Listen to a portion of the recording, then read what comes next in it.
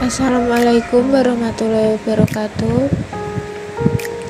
Perkenalkan, nama saya Masyadah Suara Kinanti, absen 21 dari kelas 12 IPS 4. Di sini saya akan mempresentasikan subbab sejarah Indonesia yang berjudul Stabilitas Politik dan Keamanan sebagai Dasar Pembangunan pada masa Orde Baru ya.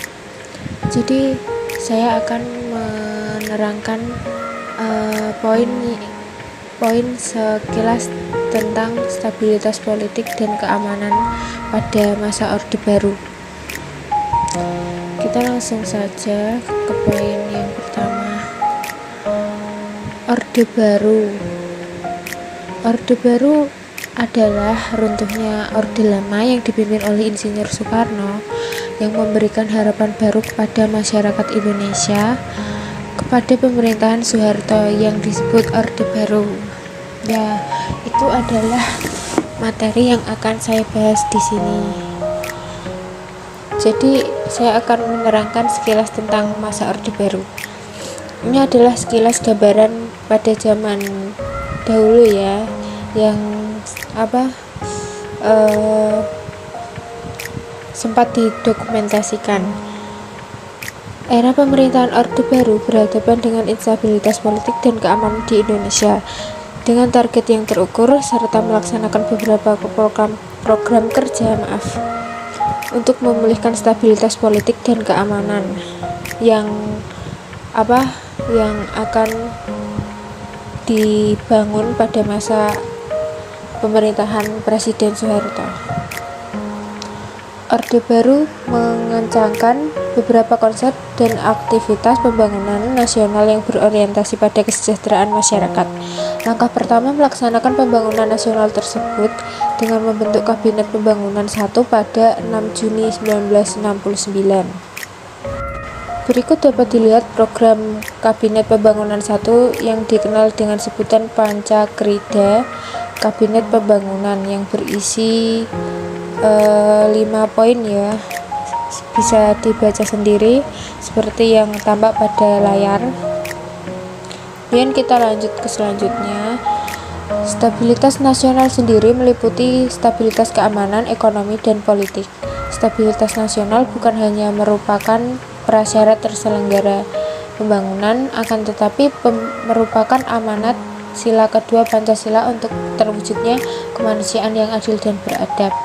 Kebebasan seorang dibatasi oleh kebebasan orang lain dan resultan dari kebebasan masing-masing individu itu berupa peranata kehidupan masyarakat berbangsa dan bernegara. Kemudian berikut adalah beberapa target awal pemerintahan Orde Baru di awal pemerintahan. Yang pertama, melakukan pembaruan dalam kehidupan masyarakat dan berbangsa dan bernegara. Agak grogi ya. Yang kedua, meningkatkan stabilitas nasional untuk mempercepat proses pembangunan. 3. Menetapkan demokrasi Pancasila. Yang ketiga, menetapkan demokrasi Pancasila untuk melaksanakan Pancasila dan UUD 1945. Yang terakhir yaitu melaksanakan pemilihan umum secara teratur dan menata lembaga-lembaga negara. Untuk mencapai target tersebut, pemerintah melaksanakan beberapa hal berikut, yaitu pembersihan aparatur negara di pusat pemerintahan daerah dari pengaruh PKI, pembentukan Kabinet Pembangunan, aktif kembali di organisasi nasional. Orba juga melakukan depolitisasi pendidikan. Orba ini Orde Baru ya singkatannya. Pada masa Orde Baru, pemilu pertama terlaksana pada tahun 1971. Partai yang ikut seperti NU, Parmusi, Partai Kristen Indonesia, Partai Katolik, Orba, IPKI, dan Golkar.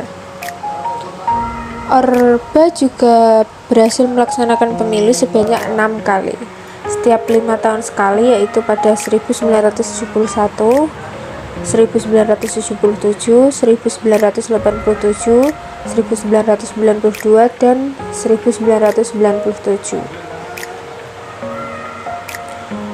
Pada masa Orde Baru mengalami penyederhanaan melalui pihak umum MPR tahun 1971, yaitu NU, Parmusi, Perti, PSII menjadi PPP, PNI, Katolik, Parkindo, Murba, IPKI menjadi PDI, Golkar tetap Golkar.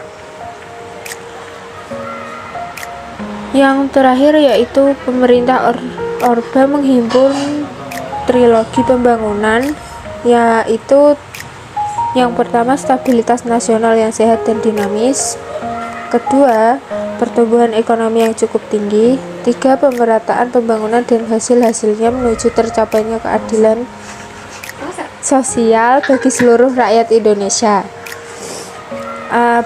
Tadi itu beberapa target yang tercapai pada masa pemerintahan Presiden Soeharto. Kalau kalian mau tahu lebih banyak bisa lihat di Google atau sumber-sumber lainnya di buku yang kalian punya. Atau kalian bisa juga cari di perpustakaan di sekitar tempat tinggal kalian, cari tentang Orde Baru ya. Berikut beberapa dokumentasi yang dapat saya lampirkan. Sekian, terima kasih. Apabila ada pertanyaan bisa tanyakan di email yang tertera pada layar ya. Wassalamualaikum warahmatullahi wabarakatuh.